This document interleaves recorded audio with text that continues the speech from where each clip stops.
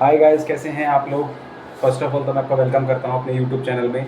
इसका नाम है the training time hotel facility and hospital management. आज का हमारा टॉपिक रहेगा, एक इम्पॉर्टेंट टॉपिक है, what is DG, what is diesel engine, what is DG. आपने सुना होगा जैसे कि जो बिल्डिंग्स में, जैसे हम आपसे मैं पूछूँ व्हाट इज़ डीजी, तो आप सिंपल सा कह देंगे कि डीजी वो होता है जिससे हमारा इलेक्ट्रिसिटी बैकअप रहता है। ठीक है, अगर आपसे इंटरव्यू में पूछा जाए फैसिलिटी के अंदर, तो आप सिंपल से एक आंसर दे देंगे कि व्हाट इज़ डीजी। तो आप बोलेंगे कि डीजी एक मैकेनिकल इंस्ट्रूमेंट है जो कि हम बिल्डिंग में प्लेस करते हैं, जिसकी वजह से हमें इलेक्ट्रिसिटी का बैकअप रहता है। ठीक है, बट ये एक आंसर से, इतने से आंसर से आपका इंटरव्यू कभी भी क्लियर नहीं होगा। ठीक है, तो मैं थोड़ा सा आपको वाइड नॉलेज देता हूँ डीजी के लिए। वैसे तो मैं भी सॉफ्ट सर्विसेज में हूँ, तो ज़्यादा वाइड तो मेरे को भी नहीं घुसना होता है इसके अंदर, लेकिन मैं एक बेसिक आपको बता देता हूँ ताकि आपको एटलीस्ट अंदाज़ा रहे कि हम एक बिल्डिंग में, जिसमें प्रोमाइसेस में हम काम करते हैं, तो आपको पता होना चाहिए कि ये जो मेरे यहाँ सब्सटेंस लगे हुए वो किस किस काम के लिए हैं और क्या क्या उनकी मतलब ऑर्डिनेशन है। ठीक है, तो मैं सबसे पहले आपको बताता हूँ डीजी क्या है। डीजी बेसिकली उसकी फुल फॉर्म है डीजल इंजन। ठीक है, डीजल से चलने वाला इंजन, डीजल इंजन डीजी। ठीक है, उसमें दो पार्ट्स होते हैं, एक तो आपका डीजल इंजन होता है। ठीक है, सेकंड पार्ट आपका होता है अल्टरनेटर।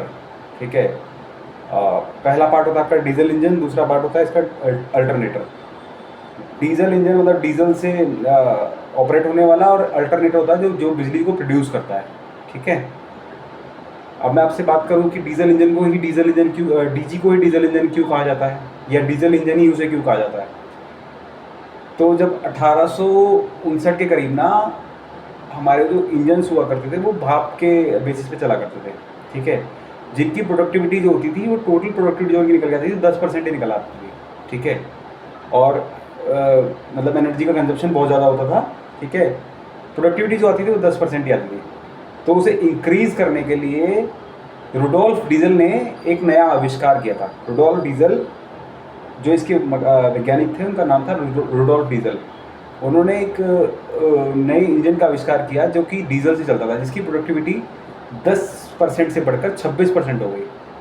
ठीक है, तो ये समझ लो कि इंक्रीमेंट बहुत, मतलब कंपाउंडिंग हो गया था, जैसे डबल हो गया था। तो इसीलिए इस इंजन का आविष्कार किया गया था। ठीक है, रुडोल्फ डीजल ने इसका आविष्कार किया था, इसलिए इसको डीजल इंजन कहा जाता है, क्योंकि उनका सरनेम था और बेसिकली ये डीजल से ऑपरेट होता है, इसलिए इसको डीजल इंजन कहा जाता है। ठीक है, डीजी होते कितने प्रकार के हैं, तो देखिए, एक तो होता है डीजल इंजन का मतलब अल्टरनेटर करंट। ठीक है, जो कि आपका विपरीत दिशा में काम करता है। ठीक है, मतलब एनर्जी को विपरीत दिशा में काम करके एनर्जी प्रोड्यूस करता है। एक होता है डायरेक्ट करंट, जो डायरेक्ट सीधी दिशा में काम करता है और एनर्जी प्रोड्यूस करता है। दो तरह के डीजीज होते हैं। ठीक है, कि अल्टरनेटर डीजी, ठीक है, और जो अल्टरनेटर करंट पे काम करते हैं और डायरेक्ट करंट पे काम करते हैं। ठीक है, इसके बाद मैं आपको बताऊं कि जो आपका डीजी होता है उसके पार्ट्स कितने होते हैं। ठीक है, तो सबसे पहला तो आपका इंजन हो ही गया। ठीक है, दूसरा पार्ट होगा आपका अल्टरनेटर।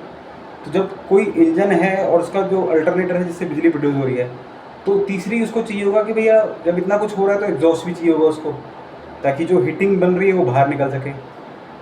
और जो हीटिंग अंदर जनरेट हो रही है उसके लिए चौथा पार्ट रहेगा आपका कूलिंग सिस्टम। ठीक है, वो भी आपको चाहिए होगा।